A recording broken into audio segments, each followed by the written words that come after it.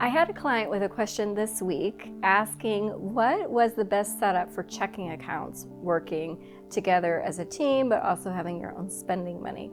So I wanted to share with you, I have found 3 different types of checking accounts that various clients have used. So the first is that we just have one big joint checking account. All the money goes into that account that everyone in the household earns, and then you take money out to pay the bills.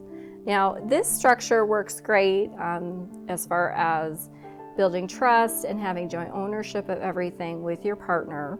One thing that I do recommend for couples who choose this approach is that they each have their own fun money spending that is taken out cash or some other form so that they could just spend as they wish and have it not be part of the whole joint setup. It just adds for a little more independence and freedom.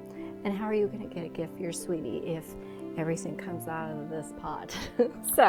So that's one option that I've seen with client setup.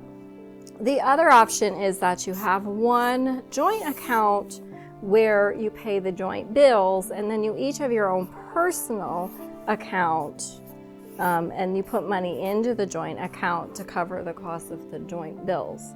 So this is a structure that's really helpful when you have pretty established joint expenses that are mostly shared by the same household.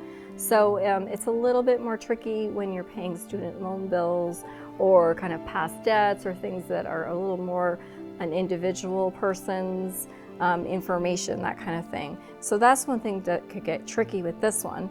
But what's helpful is that you have 2 personal accounts that each individual has that's their own, that they have ownership of and can use as they wish. So that really helps out with autonomy and independence between the 2. And then the final option that I've seen is 2 completely separate personal accounts, and then as bills come in, they are paid by both individuals, or one or the other chooses different bills that are paid.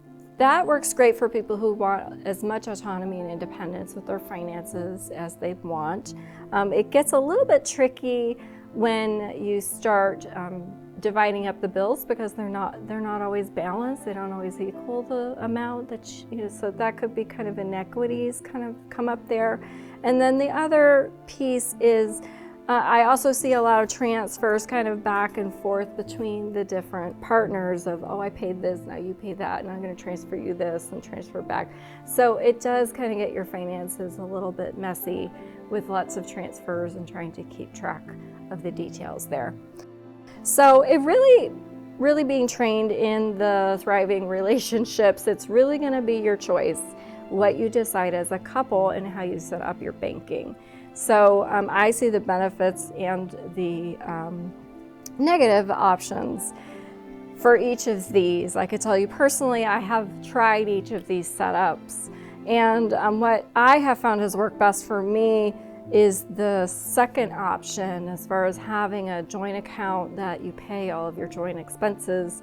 But it's going to really depend on what's going on with your own situation. So those are a couple options to consider. Thanks for your time. Talk to you soon. Bye.